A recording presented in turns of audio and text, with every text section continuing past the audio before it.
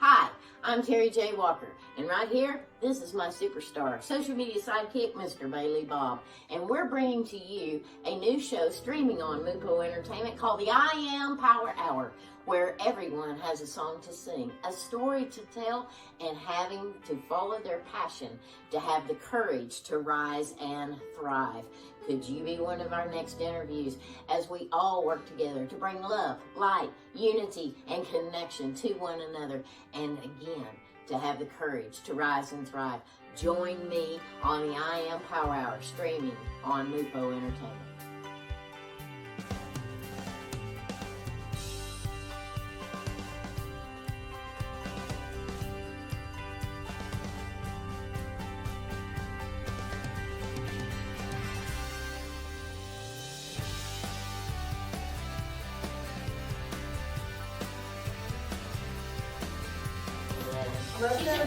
Let them watch So we're this. going to work on this.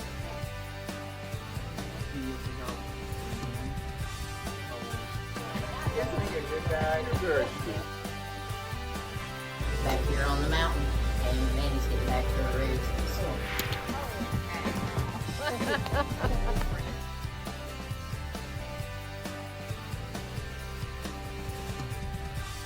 Roll, Allie. Yakety yak.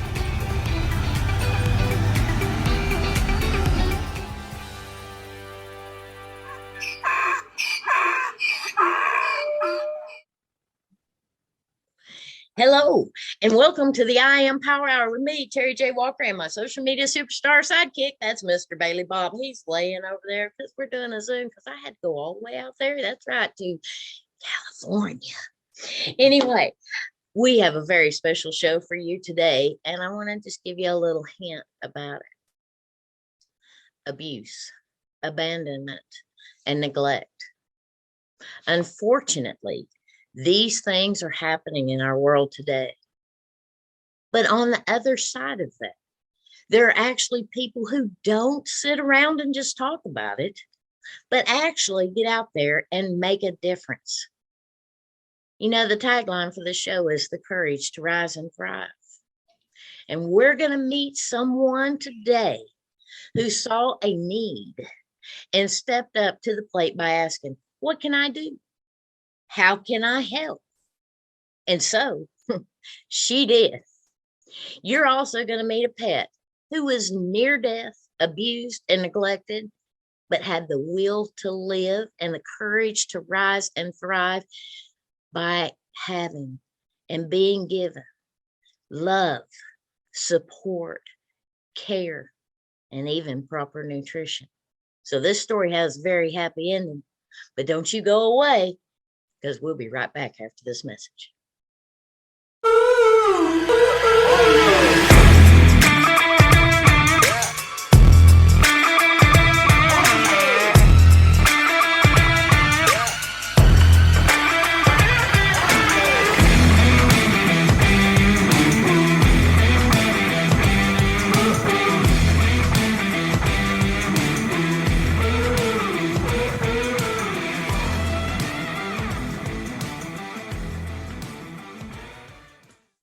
Welcome back to the I Am Power Hour. Today, we are talking about the courage to rise and the power of love and support and the profound effect it has on any and all of us. So welcome to the show, and I'm going to bring to you my beautiful, beautiful long-lost friend all the way out there in California, Maggie Hope. Maggie, welcome to the show. Thank you so much. Happy to be here. Thank you. I'm so glad to see you. It's been a long time. We've known each other for a while. Been too long. Too long. But you're out there in California now, stepping up to the plate, saw a need, and asked the question, what can I do? How can I help? And what are you doing? Tell us. Rescuing mini pigs, trying to save them one at a time. One at a time. One Well, at you a know, time. that's sometimes all we can do, but mini pigs, tell us, why mini pigs and what's so special about mini pigs? Well, my family and I were traveling in an RV. It was 2 adults, a kid, and a cat is how we started out. We acquired along the way 2 marmoset monkeys, which were super awesome, super cool little babies. They've since passed away. But then wife and daughter wanted to get a mini pig. I was the one that said, no, we do not need a mini pig traveling in an RV all over the United States. What's wrong with you two? So as always, I caved in and said, okay, let's go meet this little pig. She was the runt of her litter, pink with black spots, cutest little thing ever. So went and met her. They put her in my arms and I was done. Absolutely done. Fell head over heels in love with her. Within the first hour that we had her, because I said, yes, we can take her, she peed on me within the first hour.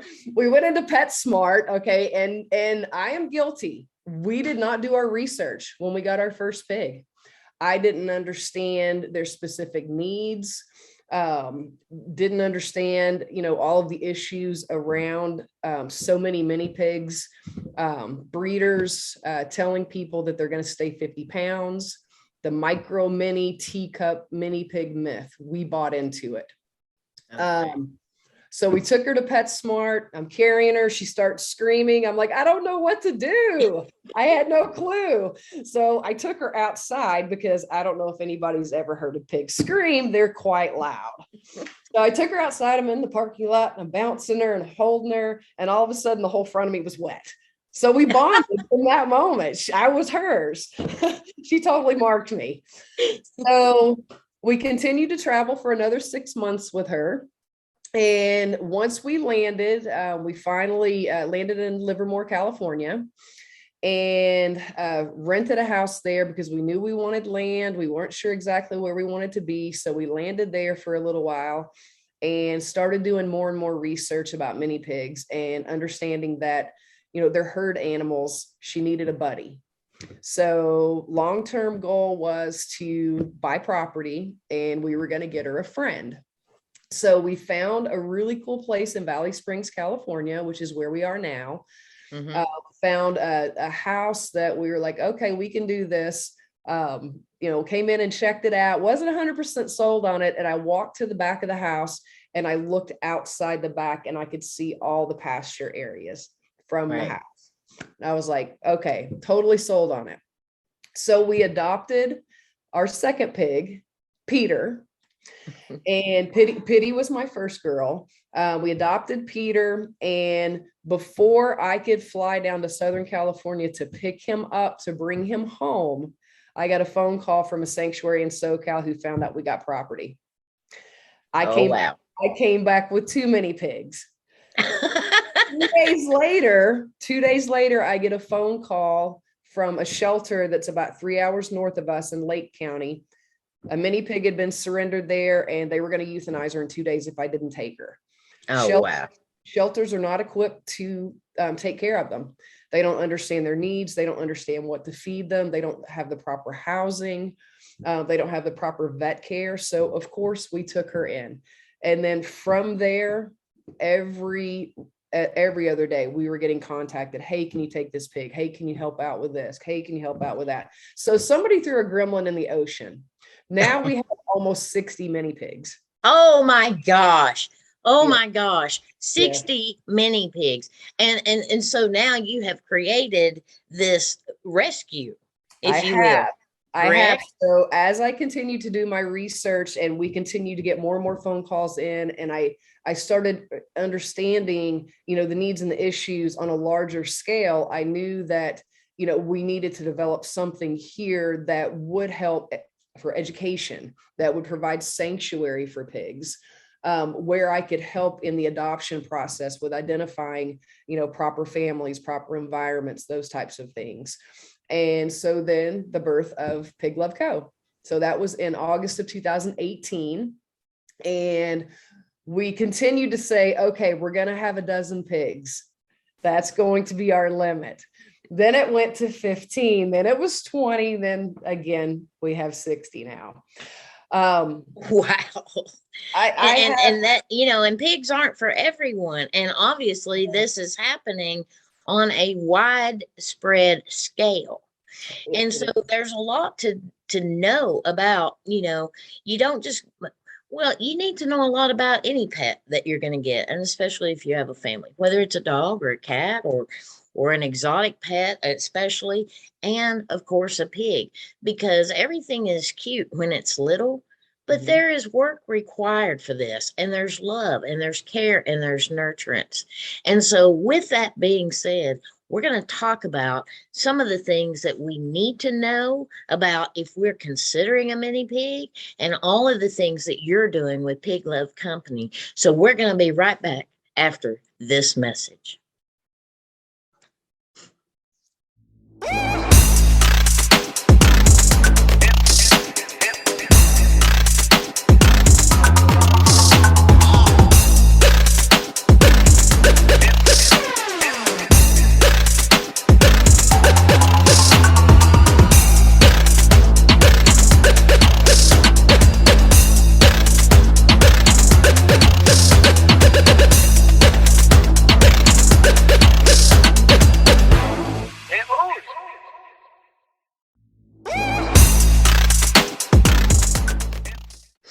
Welcome back to the I Am Power Hour with Maggie Hope and her company, the founder of Pig Love Co. And we're going to get into a little bit more about what does it take? What are some things that we need to be educated on if we're considering getting a mini pig?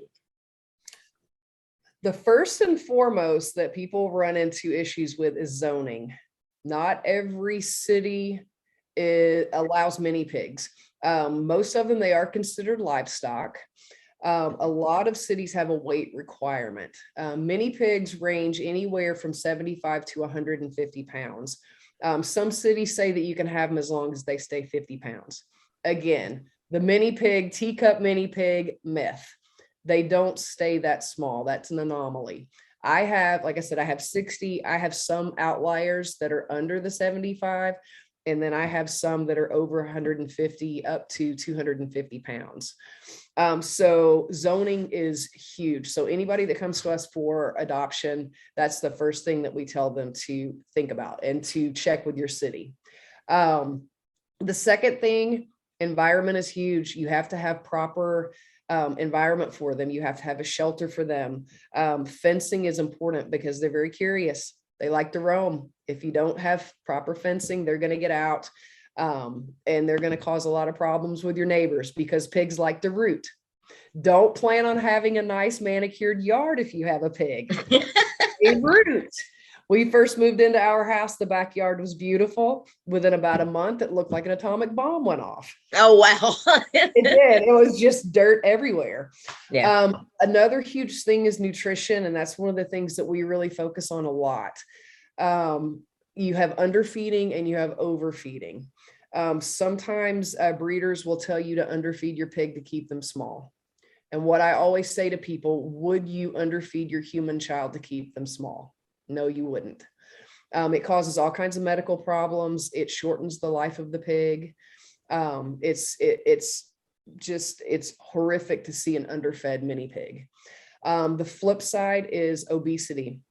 You have to understand what mini pigs eat. They eat mini pig pellets. They do not eat cat food. They do not eat dog food. Those two are high in salt content, and salt toxicity is a big thing with mini pigs. They can die really quickly from salt toxicity. Because they don't sweat.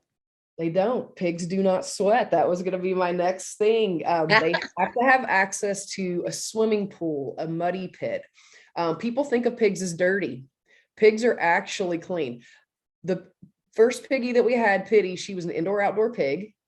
So she had her own bedroom, and her room was cleaner than my teenage daughter's, always. Pigs don't smell. A lot of people think that they're smelly. If you don't pick up their poop, yes, it's smelly. So it's just like any other animal, you keep their area nice and clean. But pigs do not sweat, so they actually wallow in mud and cover themselves in mud, and that regulates their body temperature. Right. Shade from the sun, protection from the elements, cold, hot, rain, those types of things. Another huge thing that's important is pigs have to have an alpha. And this is one of the things that we run into with families. They're herd animals. If they don't have a buddy, which is super important for them to have one of their own, but if they don't, and they're the only pig in the family, you become their herd. They will fight you for alpha position. It is a very typical thing that pigs will challenge young kids or older people. And when pigs challenge, they can become pretty assertive. And some people think of it as aggressive behavior. They can charge at you, they can swipe at you. So really understanding what that means and understanding that there has to be that structure in their family and adhering to that and making sure that they understand the rules, because they are very, very smart. It's like having a toddler for 20 years. Exactly. And they do have a pretty long lifespan if they're taken care of and maintained with good health. And just like any animal or any child, you know, we've got to take care of them, and we've got to give them love, and we've got to give them proper nutrition and proper care and food, and surround them with love and caring and encouragement, just like any animal. And these are the things that you are finding that has, you know, pigs that have been surrendered, people can't take care of them, people who have abused and neglected them. And you have a very, very special story that I've followed now for what, probably close to 2 years, maybe. Awesome. And you have a very, very special story, Miss Sophia, who I have fallen in love with over the course of time, and watching her journey and what you have done to help her to have the will and the courage to live and survive. And I want my audience, our audience here today, to find out and to understand just exactly what love, kindness, support can do for anyone or anything. And Miss Sophia, I want to hear about her, and you want to hear about this story, because it truly is the will to live. We'll be right back after this message.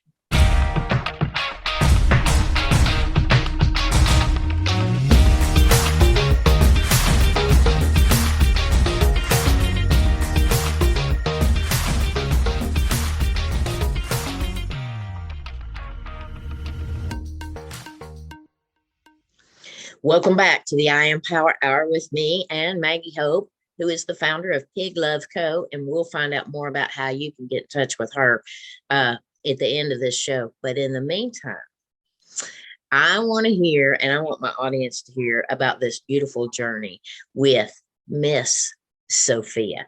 Who is Miss Sophia? Tell us about her and tell us what happened. Miss Sophia is an amazing, beautiful, beautiful piggy. As I always will do, Facebook, social media, I'm always trolling to see, you know, what pigs have the highest need and how can I help?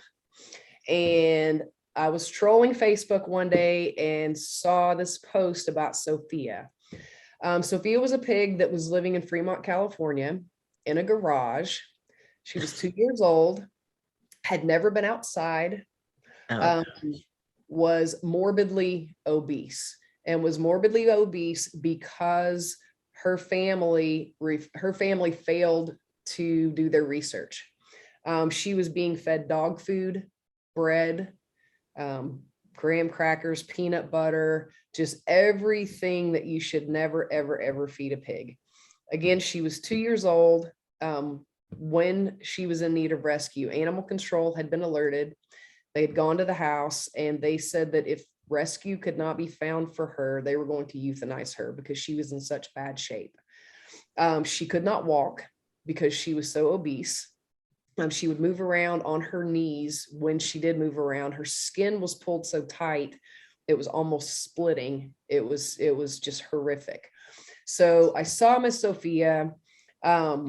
The original plan was that she was going to be transported from Fremont, California, all the way down to Arizona, which would have been several hours in a vehicle. She would not have made it. She was in such bad shape. So how can I help? Bring Sophia to me. I have the amazing video footage of when she was rescued from that garage floor. It took 6 people to coax her onto a tarp. The 6 people lifted her into the van. And again, it was just such a struggle for her to even get onto that tarp. She was, lifted into the van, secured. They drove her from Fremont to our place in Valley Springs, which was about an 1.5-hour drive. Got her here, opened the van doors, and there she was. She was the biggest pig I had ever seen, biggest mini pig I'd ever seen. We ended up doing the calculations of her weight because we couldn't get her on a scale. She was at 400 pounds, 2 years old. Opened the van doors, coaxed her out. It took quite a while to get her out. It was just so difficult for her to even move. Got her under a tree, sat down beside her, and we bonded immediately. She was the sweetest pig. She had every reason in the world to be unhappy, to be aggressive, to just lash out. And at no point in time did she ever. Just the sweetest little girl. So our journey began then. Obviously, we needed hoof care immediately. Her hooves had never been trimmed, which enhanced her inability to be able to walk on top of all the weight. An obese mini pig develops arthritis. Pigs develop arthritis as they age. So you're looking at, a pig 15 to 20 years old, they're going to have arthritis. She was 2. Her joints were so swollen. It was terrible. So we immediately identified nutrition needs for her. We immediately identified, originally we put her on pain medication. Just to get her through so we could assess exactly what we were dealing with. She didn't move much at all. Anytime that we had to transition her in and out of the sun or anywhere, we would have to actually go around her, pick her up, and walk with her so she could relocate from area to area. She would lay and go to the bathroom. She didn't get up to use the bathroom. Just horrible, horrible conditions. After about a month of being here though, and being on proper nutrition, proper hoof trim, lots of encouragement. She started moving around a little bit more. We would tweak her nutrition plan. Finally got a really solid nutrition plan, proper pig pellets, vegetables, good vegetables too, better vegetables than I eat myself. Like, I would not ever feed her anything I wouldn't bring into my house and eat myself and prepare for my family myself. Developed a solid nutrition plan. Supplements, we were able to take her off of all of her prescription meds pretty quickly, using natural holistic supplements. And the journey began. That was June of 2019 is when she came. And we just saw the weight slowly coming off. The more weight that came off, the more mobile she became. Once she became mobile, it started dropping quick. She lost 100 pounds the first year. Oh, wow. Which was really cool. And I attribute that to mostly nutrition. That was the huge step for her. And then once she started feeling better, she started moving around more, that exercise, again, the proper hoof care, encouragement, her being around other pigs. So being around others of her own kind and seeing what she was supposed to do. She didn't have an understanding of how she was supposed to be because she had never been around other pigs and she had been locked in a garage her whole life. She'd never even really been outdoors. No. Had not. Yeah, we had to lather her with sunscreen because her skin was so sensitive. Like, I use so much Walmart Equate sunscreen. She looked like a little white pig. I would just coat it all over her. And yeah, we were able to get her through that first year. And, fast forward to June of 2022. We were just blown away at the weight loss. I was hopeful to get her to 150 pounds because she has not been spayed yet. It is very, very important to spay and neuter, but definitely spay because female pigs can develop uterine tumors. So we knew that that was something that was really important for us to give back to Sophia so she could live, her best life. My goal was to get her down to 150 pounds. Weighed her in June 2020, 121.1 pounds. Oh, I think I almost guessed it. I was close because you had a guess I thing. did. And I think I said somewhere around under 130, like 128, something, I think. Oh, yeah. And then that's true. I've been following her, and it is just an amazing transition of where she was. I mean, she didn't even probably have much of she had to have a will to live. Oh, she But did. thank God that you took this project on, because it's been a project, and it's not been, an overnight fix. It's not been a fix in a month. It's been an ongoing job and transition.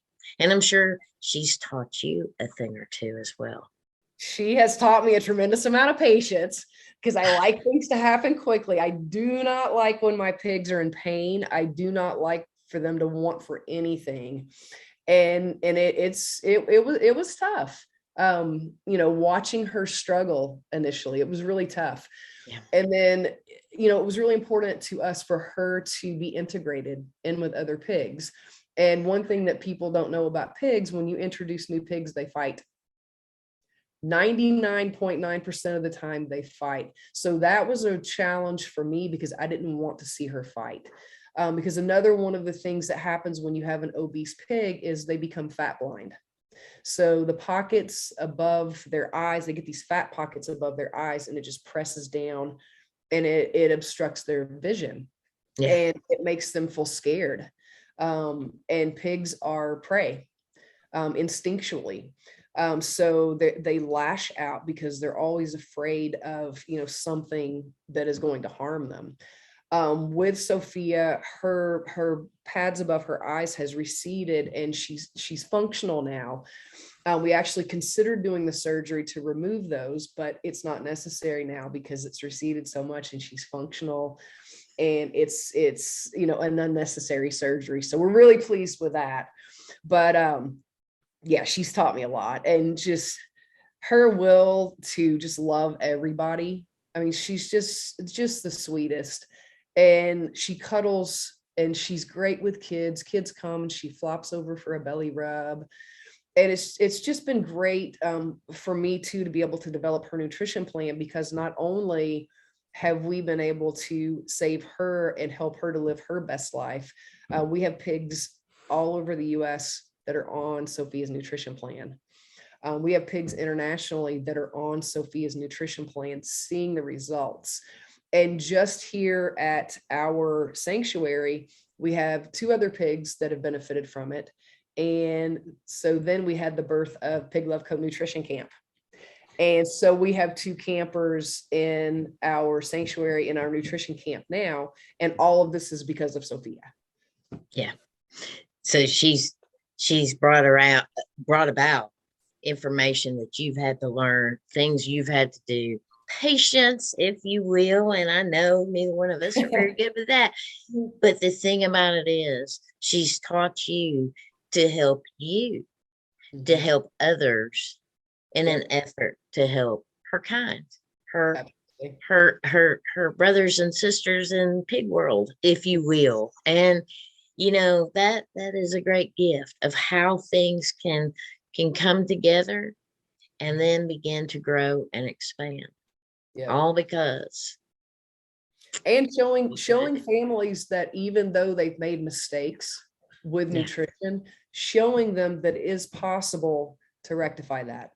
Yeah, it is possible. You don't just dump them, because and that's what's happened with a lot of pigs. I've done a lot of consultations with families that were considering surrendering their pigs, and after having the conversation and giving them the education and walking them through proper nutrition, proper environment, proper care, they've been able to maintain their pig and reduce their weight and get them back to living their best life and get them healthy.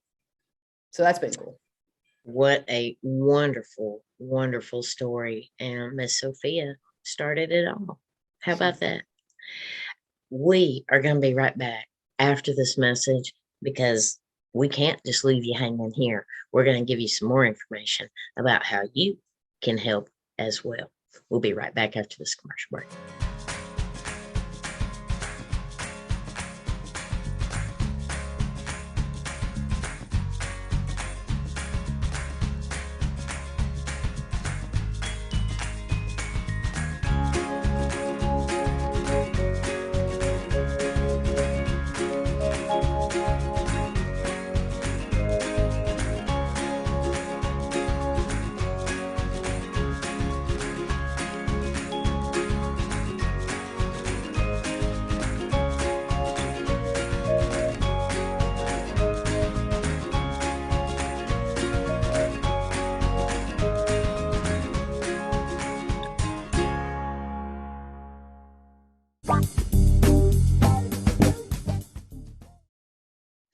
Welcome back to the I Am Power Hour with my special guest, Maggie Hope. And we just heard a beautiful, beautiful story. Maggie, you just about brought tears to my eyes over Miss Sophia.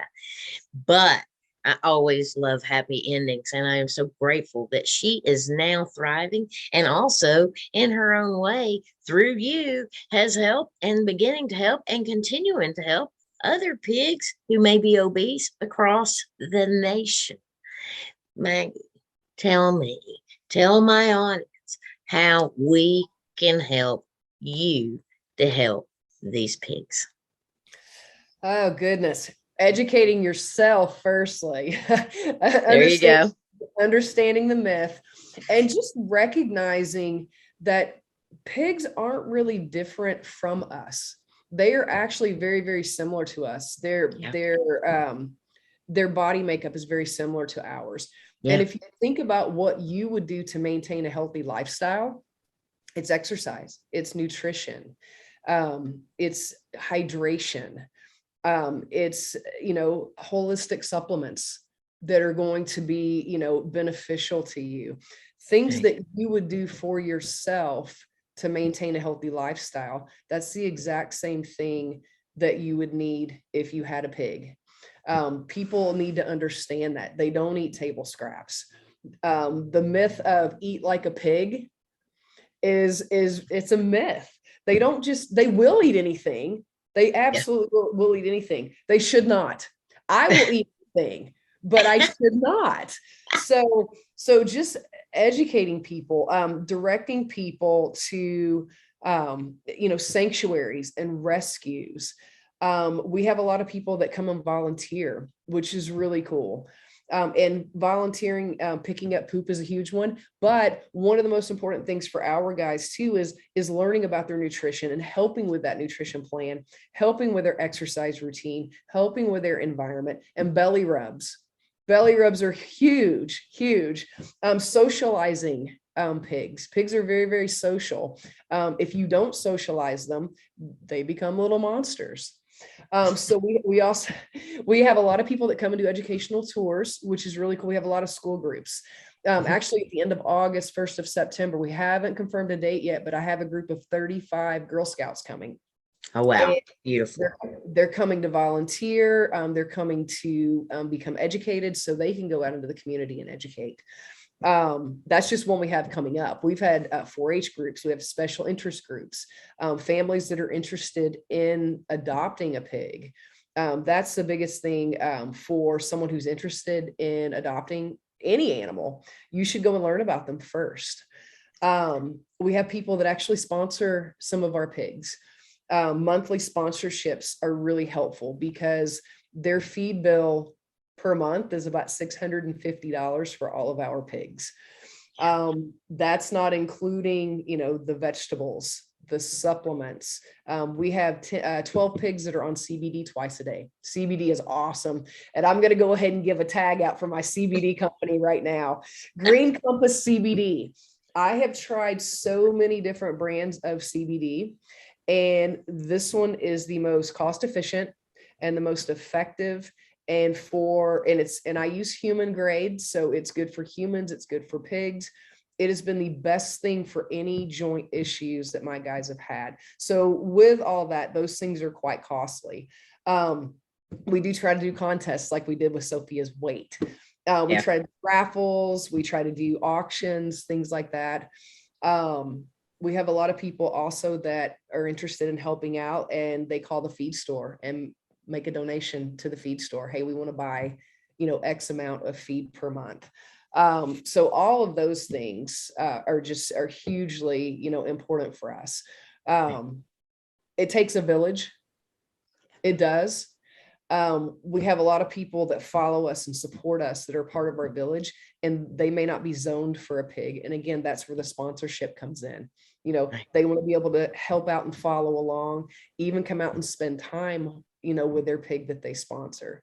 So, things like that are huge. But, the more that we get out and the more that we educate, it's been huge for Pig Love Co. And it's really helped us just kind of explode, and people know our name now.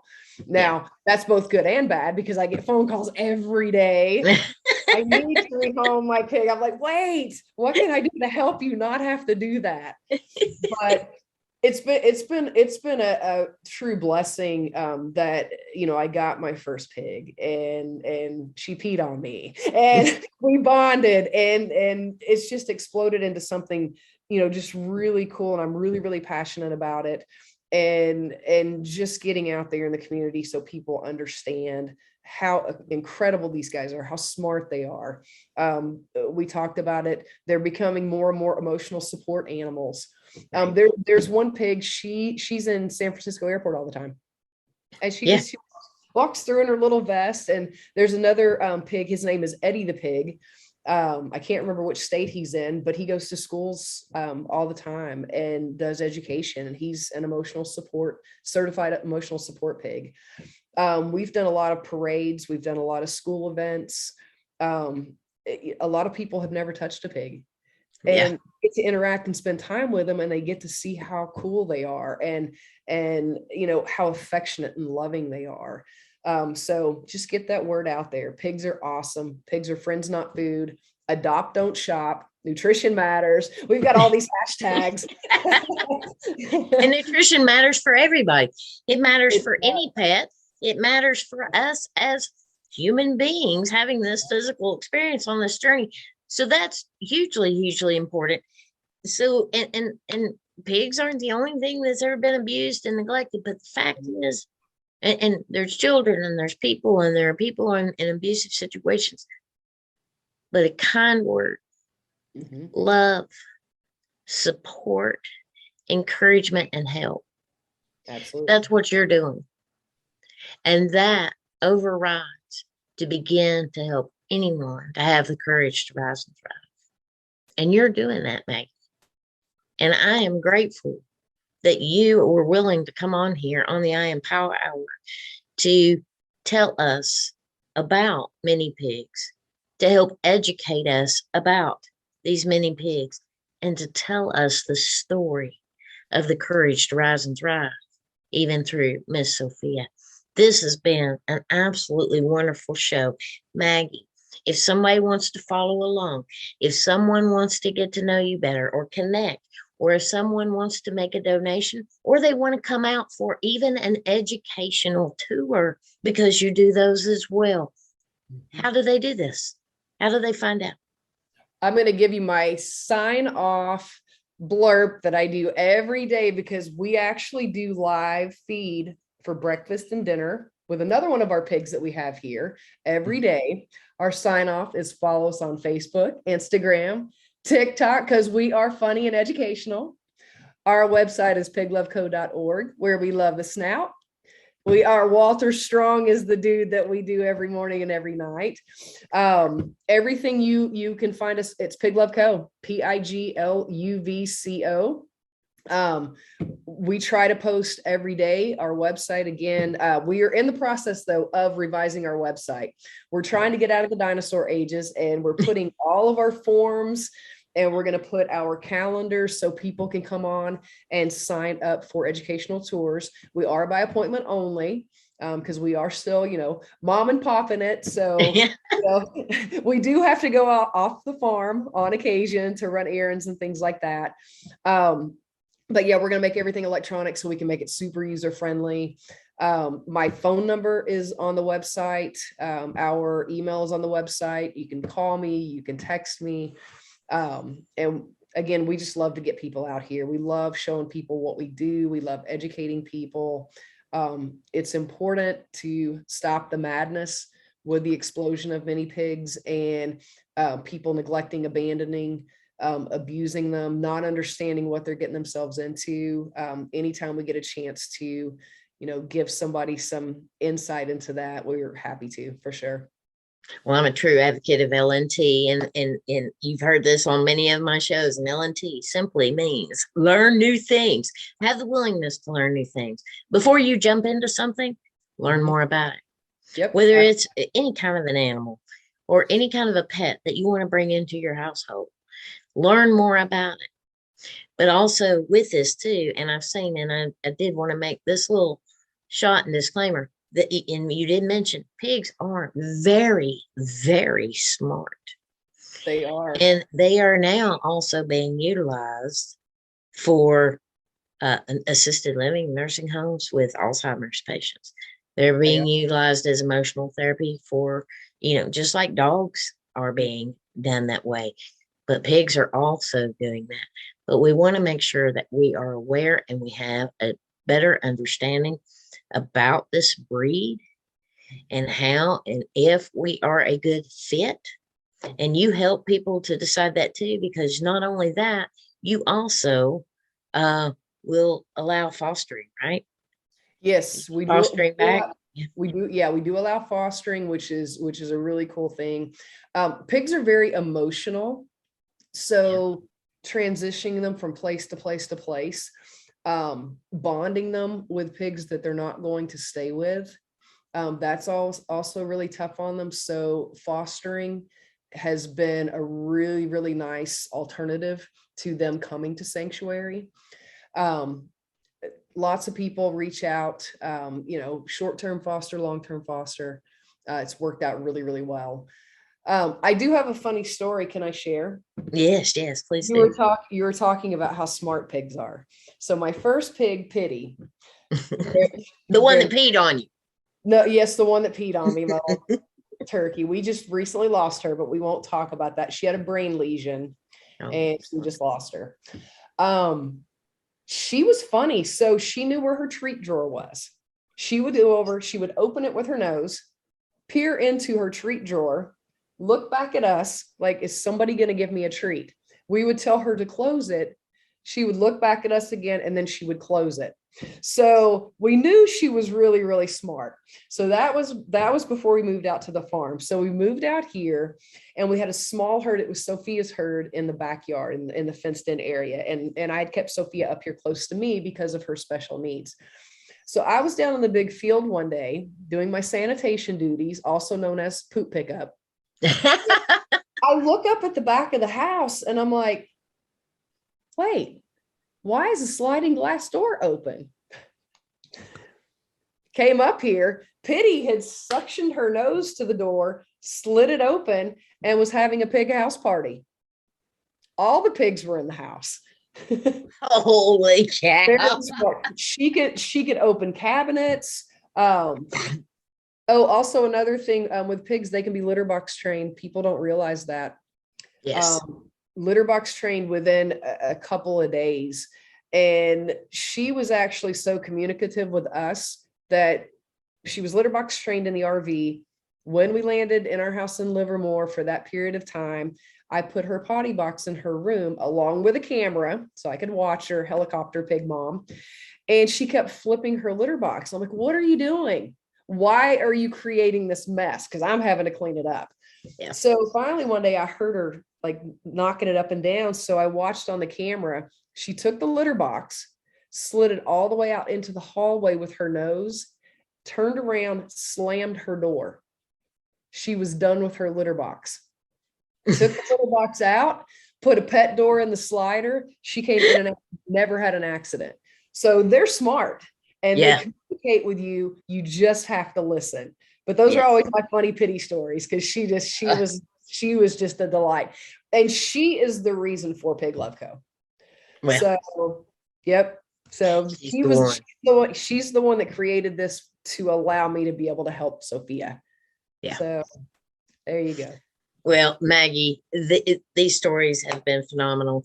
Pig Love Co. PIGLUVCO.org. So you guys get on there, follow Miss Sophia, meet Maggie, and become a helpful benefactor towards pigloveco.org. We love you, Maggie. Thank you for doing what you do, and we're very grateful to meet, to know people like you with the courage to rise and thrive. We've had a great time today. We've heard some great stories. We've had a little sadness. We've had a little gladness. And I'm going to thank you all for tuning in today. And we will see you again the next time on the I Am Power Hour. Y'all come back now. You hear?